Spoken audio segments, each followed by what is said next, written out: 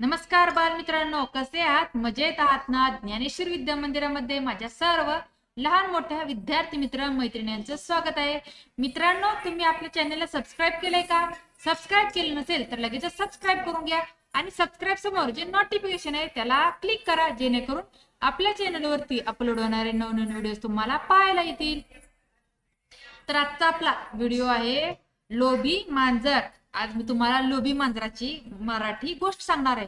तर ह्या गोष्टीला स्किप न करता शेवटपर्यंत ही गोष्ट लक्षपूर्वक ऐका. आणि गोष्ट जर तुम्हाला आवडली तर गोष्टीला काय करायचं, लाईक आणि शेअर करायला विसरू नका.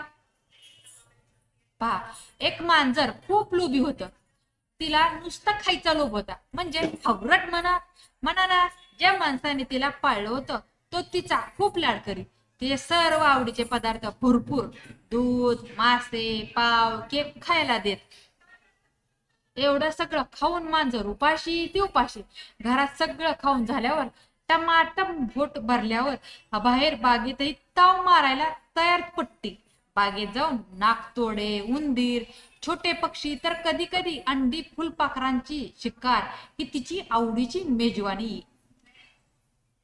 बागेतल्या कावळ्यांना माहित होता मांजरीचा आदाशीपणा.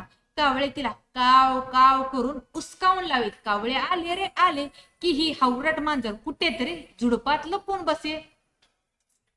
एके दिवशी मांजरीने हिरव्या गार नाकतोड्यावर नेम धरला. हावरट मांजरीने त्याच्यावर झडप घातली. तोंडात धरून मिटक्या मारत खाणार तेवढ्यात काही नाकतोडे आपल्या मित्राला वाचवण्यासाठी मदतीला धावून आले. काही नाकतोड्याने मांजरीच्या कानाचा चाव घेतला तर काही तिच्या शिपटीला चावू लागले. एका नाकतोड्याने तर खरंच मांजरीचं नाक तोडलं. लोभी मांजरीला नाकतोड्याने हैराण करून सोडलं. ते जोर जोराने ओरडू लागले, रडू लागली. तेवढ्यात बागेतल्या कावळ्यांनी हावरट मांजरीला पाहिलं. मांजर नाकतोड्यांच्या झुंडीच्या कचाट्यातून सुटका करण्यासाठी धडपडत होती. एका कावळ्याने हवेतून सुरकंडी मारली आणि नाकतोड्याला चुचित घट्ट पकडला. हावरट मांजरीची कावळ्याने सुटका केली म्हणून तिने कावळ्याचे खूप आभार मानले. मांजरीने खाण्याचा हावरटपणा न करण्याची प्रतिज्ञा घेतली.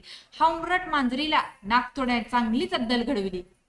अशा प्रकारे पहा, हावरट मांजरीला नाकतोड्याने कशी अद्दल घडवली ह्या गोष्टीच्या माध्यमातून तुम्हाला माहिती पडलं असेल. आपणही कधीही असा हावरापणा करू नये. जर तुम्हाला आजची कथा आवडली असेल तर कथेला जास्त शेअर करा. चॅनलवर नवीन असेल चॅनलला सबस्क्राईब करा. धन्यवाद.